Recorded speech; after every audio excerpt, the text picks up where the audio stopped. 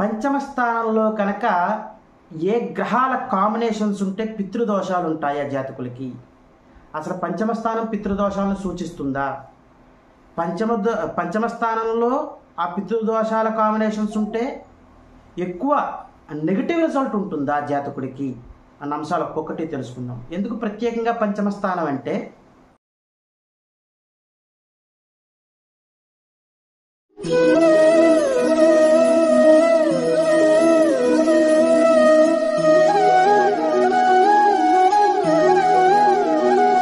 శ్రీ మాధవానంద గురుభ్యో నమః, శ్రీమాత్రే నమః. శ్రీ మాధవానంద భక్తి యూట్యూబ్ ఛానల్ ప్రేక్షకులకు నమస్కారం. ఇక ఈరోజు మనం విశేషంగా ఒక కొత్త విషయం గురించి తెలుసుకుందాము. అదేమిటి అంటే కనుక పంచమ స్థానంలో కనుక ఏ గ్రహాల కాంబినేషన్స్ ఉంటే పితృదోషాలు ఉంటాయా జాతకులకి? అసలు పంచమ స్థానం పితృదోషాలను సూచిస్తుందా? పంచమ స్థానంలో ఆ పితృదోషాల కాంబినేషన్స్ ఉంటే ఎక్కువ నెగిటివ్ రిజల్ట్ ఉంటుందా జాతకుడికి అన్న అంశాలు ఒక్కొక్కటి తెలుసుకుందాం. ఎందుకు ప్రత్యేకంగా పంచమ స్థానం అంటే పితృదోషాల వలన మనకి లింకప్ అయ్యేదేంటి? సంతానం. మన సంతాన సమస్యలు రావడము, సంతానం కలిగిన తర్వాత కూడా వాళ్ళ వల్ల సమస్యలు ఉండడము, ఇలాంటివన్నీ ఇంకా కొత్త కొత్త విషయాలు. ఇక్కడ ఇంకొకటి ఏంటంటే యాడ్ చేసుకోవాల్సింది ఈ ఆటిజం, అంటే స్పెషల్ డిజేబుల్డ్ కిడ్స్ జన్మిస్తూ ఉంటారు చాలామందికి. ఆ పితృదోషాలు కారకులు అవుతాయా ఆ జన్మించడానికి? పితృదోషాలు ఏవైనా ఎఫెక్ట్ ఉంటుందా అన్న అంశాలు కూడా ఇప్పుడు ఒక్కొక్కటి మనం చర్చించుకుందాం. పంచమ స్థానము, పంచమాధిపతి చాలా ముఖ్యమైన పాత్రను ఇక్కడ పోషించడం జరుగుతుంది. మొట్టమొదటిగా ఇక్కడ మనం లగ్నము, లగ్నాధిపతి చూసుకోవాలి. తర్వాత పంచము, పంచమాధిపతి చూసుకోవాలి. తర్వాత లాభస్థానము, లాభాధిపతిని చూసుకోవాలి. ఎందుకు లాభస్థానాన్ని చూసుకోవాలి అంటే కనుక లాభస్థానంలో ఉన్న గ్రహాలు ఖచ్చితంగా ఏ గ్రహం ఉన్నా సరే కేతువు తప్పితే మిగతా గ్రహాల దృష్టి అంతా కూడా పంచమ స్థానం మీద ఉంటుంది. కేతువుకి అసలు దృష్టి ఉండదు కాబట్టి ఇక్కడ కేతువుని మనం తీసుకోం. కాబట్టి ఈ పంచమ స్థానం ఇంత కీ రోల్ని ప్లే చేస్తుందని చెప్పుకోవచ్చు. మనం ఈ పంచమ స్థానాన్ని ఏం చెప్పుకుంటాము? సంతాన స్థానంగా కూడా చెప్పుకుంటూ ఉంటాము. లక్ష్మీ స్థానం చాలాసార్లు చెప్పుకున్నాం మనం, లక్ష్మీ స్థానం అని చెప్పి. ఇక్కడ కేవలం మనం ధనయోగాల గురించి, ధన సంపాదన గురించి, తర్వాత సెలబ్రిటీ స్టేటస్ గురించి ఏమీ మాట్లాడుకోవద్దు. కేవలం పితృదోషాల గురించే చెప్పుకుందాం. పితృదోషాలు ఇప్పుడున్న కాలంలో చాలా వరకు బాధిస్తూ ఉంటున్నాయి జాతకులని. ఆ పితృదోషాలు తగ్గుముఖం పట్టే అవకాశాలు ఉంటాయా? అసలు పితృదోషం జన్మించినప్పటి నుంచి వస్తున్నప్పుడు తర్వాత తరాలకు ఉంటుందా, ఉండదా? ఇవన్నీ కూడా ఒక్కొక్కటి మనం చర్చించుకోవాలి. ఎప్పుడైతే పంచమ స్థానం పాడవుతుందో, పంచమాధిపతి పాడవడం జరుగుతుందో, పంచమాధిపతి పాడవడం అంటే ఏంటి? దుస్థానాల్లో ఉండడము, అస్తంగత్వం అవ్వడము, ఇలాంటివన్నీ అనమాట. ఇలా ఉన్నప్పుడు పంచమాధిపతి పాడైనట్టు, పంచమ స్థానం కూడా పాడైంది అనుకో. పంచమ స్థానం పాడవడం అంటే ఏంటి? పంచమ స్థానంలో పాపగ్రహాల కలయిక. ఇక్కడ పితృదోషాల గురించి మాట్లాడుకుంటున్నాం కదా. పితృదోషాలకి ముఖ్యంగా కారకుడు ఎవరంటే ఇక్కడ తీసుకోవాల్సింది రాహువు, కేతువు, శని. ఈ మూడు గ్రహాలు కనుక రవితో కలిసి ఉన్నట్లయితే, శ్రద్ధగా వినండి, ఈ మూడు గ్రహాల్లో ఏ గ్రహం కలిసి ఉన్నా, అందులో ఒక రెండు గ్రహాలు కలిసి ఉన్నా, రాహుకేతులు అలాగే కలిసి ఉంటారు కాబట్టి, అంటే రాహువు, శని, రవి, లేదా శని రాహువులు కలిసి ఉన్నా సరే, లేదా రవి రాహువులు కలిసి ఉన్నా సరే, రవి శనులు కలిసి ఉన్నా సరే, శని కేతువులు కలిసి ఉన్నా, లేదు శని కేతువు రవి కలిసి ఉన్నా, రవి కేతువు కలిసి ఉన్నా, ఈ పంచమ స్థానంలో పితృదోషాలుగానే తీసుకోవాలి జాతకులకి. ఈ పంచమ స్థానం మొత్తము ఆ కాంబినేషన్స్ వల్ల పాడైపోతుంది అని చెప్పుకోవచ్చు. అక్కడ ఆ పంచమ స్థానంలో పంచమాధిపతి పంచమంలో ఉన్నప్పటికీ కూడాను పితృదోషాలు మాత్రం వర్తిస్తాయి కంపల్సరీ. అది మాత్రం మనం గుర్తుంచుకోవాలి. పంచమాధిపతి పంచమంలో ఉన్నప్పుడు ఒక ధైర్యం ఏంటంటే పంచమాధిపతి బలంగా ఉంటాడు కాబట్టి సంతానం కలుగుతుంది. కానీ సంతానం వలన మాత్రం సమస్యలు వస్తూ ఉంటాయి ఆ జాతకులకి వేరే గ్రహాల కాంబినేషన్స్ వలన. ఉదాహరణకి పంచమాధిపతి అయ్యి పంచమంలో శని ఉన్నాడు అనుకుందాం, కుంభంలో ఉన్నాడు అనుకుందాం ఉదాహరణకి. అప్పుడు ఏమవుతుంది? రవితో కలిసి ఉన్నప్పుడు సంతానం కలుగుతుంది, కానీ సంతానం వల్ల సమస్యలు వస్తూ ఉంటాయి ఆ జాతకులకి. రవి శనుల కాంబినేషన్ అవ్వచ్చు, రవి రాహుల కాంబినేషన్ అవ్వచ్చు, రవి కేతువుల కాంబినేషన్ అవ్వచ్చు, శని రాహుల కాంబినేషన్ అవ్వచ్చు, శని రవిల కాంబినేషన్ అవ్వచ్చు, శని కేతువుల కాంబినేషన్ అవ్వచ్చు. శ్రద్ధగా వినండి. ఇలా ఈ కాంబినేషన్స్ ఉన్నప్పుడు పంచమ స్థానంలో ఖచ్చితంగా వాళ్ళు 1-2 సార్లు చెక్ చేసుకుని వాళ్ళ జాతకాన్ని రెమెడీస్ చేసుకుంటూ ఎదరికి వెళ్తే సంతాన సమస్యలు, పితృదోషాలు తగ్గుముఖం పడతాయి ఆ జాతకులకి.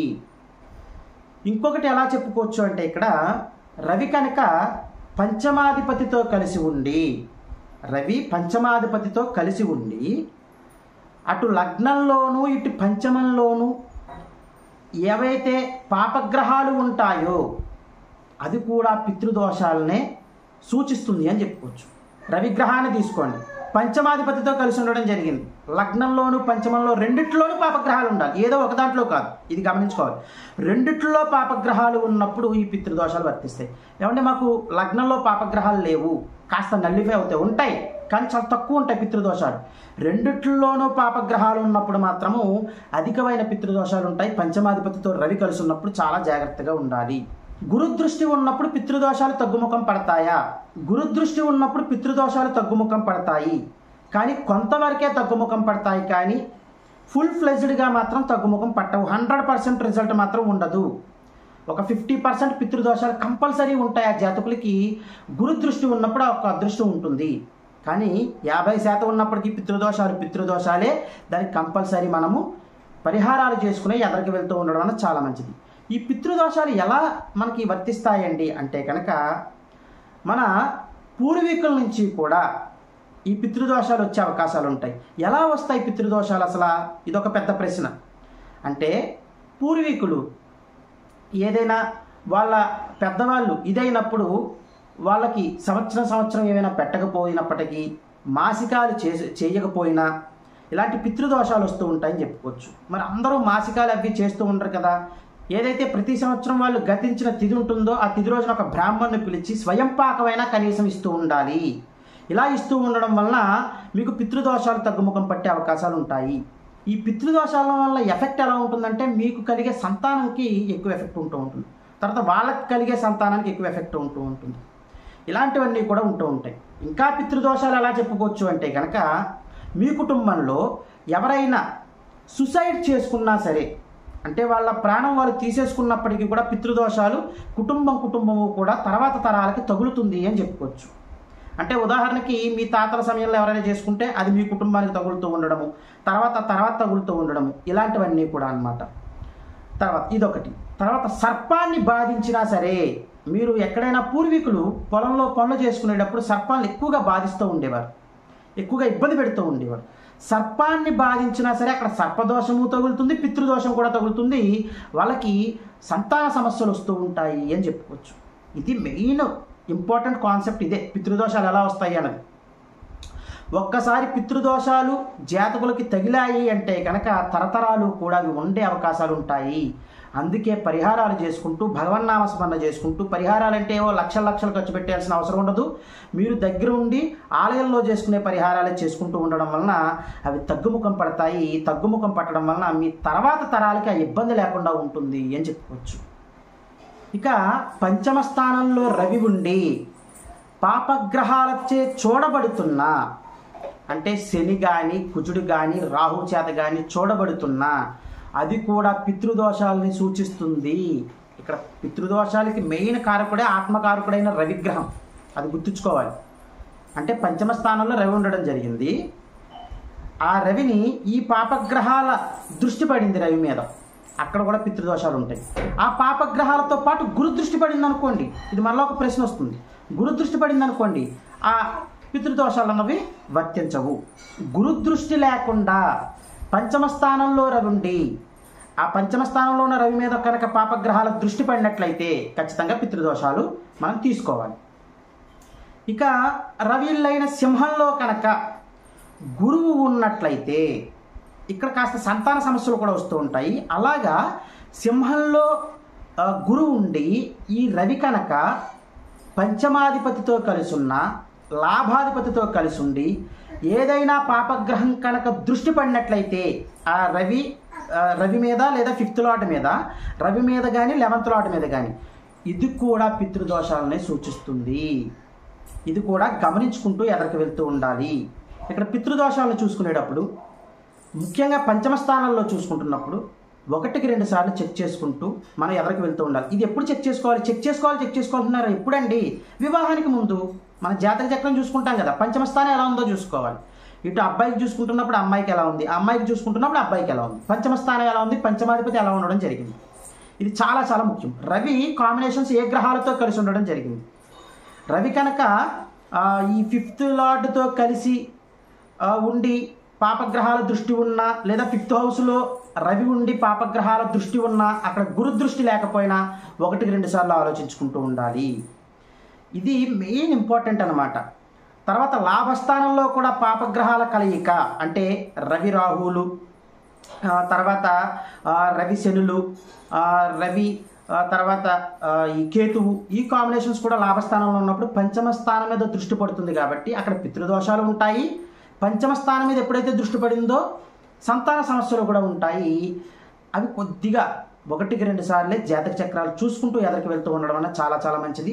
ఇక ఈ పితృదోషాలు నల్లిఫై అవ్వడానికి 100% పోవు. పితృదోషాలు అన్నది చూసుకోండి, నల్లిఫై అవ్వాలి.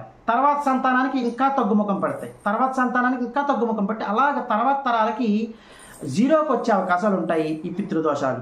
ఇలా మీకు నల్లిఫై అవ్వడానికి ముందు, సంతాన సమస్యలు తగ్గడానికి, ఆటిజం లాంటివి, డిజేబుల్డ్ కిడ్స్ లేకుండా ఉండడానికి, ఇబ్బందులు లేకుండా ఉండడానికి, సంతాన సమస్యలు లేకుండా ఉండడానికి వారు చేసుకోవాల్సిన పరిహారాల దగ్గరికి వచ్చినట్లయితే, ముఖ్యంగా వీళ్ళు వెండిలో, ఒక చిన్న వెండిలో ఆవు దూడని బ్రాహ్మణుడికి దానంగా ఇస్తూ ఉండాలి. ఒక్కసారి దానంగా ఇవ్వాలి. ఎప్పుడు? మీ పెద్దవాళ్ళు గతించిన తిథి ఏదైతే ఉంటుందో తిథి రోజున మీరు ఆలయానికి వెళ్ళి అక్కడ బ్రాహ్మణుడికి దానంగా ఇవ్వాలి. ప్రతి సంవత్సరం కూడా అదే తిథి రోజున మీరు స్వయం పాకాన్ని కూడా బ్రాహ్మణుడికి ఇస్తూ ఉండాలి. ఇలా చేస్తూ ఉండడం వలన పితృదోషాలు తగ్గుముఖం పట్టే అవకాశాలు ఉంటాయి. మొత్తం పూర్తిగా మాత్రం పోవు, ఈ పాయింట్ మాత్రం గుర్తుంచుకోండి. కానీ నల్లిఫై అయ్యే అవకాశాలు ఉంటాయి. నెమ్మదిగా తగ్గుముఖం పడుతూ ఉంటాయి. తర్వాత ఈశ్వర ఆరాధన చాలా చాలా ముఖ్యము. ఈశ్వర ఆరాధన ఎవరైతే చేస్తూ ఉంటారో వాళ్ళకి పితృదోషాలు తగ్గుముఖం పట్టే అవకాశాలు ఉంటాయి.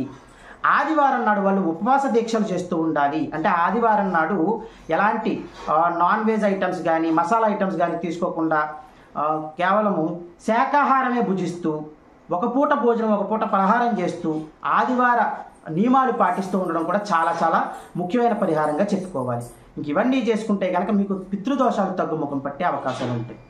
ఇంక ఇవన్నీ చేసుకుంటూ మీరు సంఘంలోనూ సమాజంలోనూ మంచి పేరు సంపాదించుకుంటూ మీ కుటుంబ సభ్యులతో సుఖశాంతులతో జీవించాలని కోరుకుంటూ సర్వే జనా సుఖినో భవంతు. శుభం.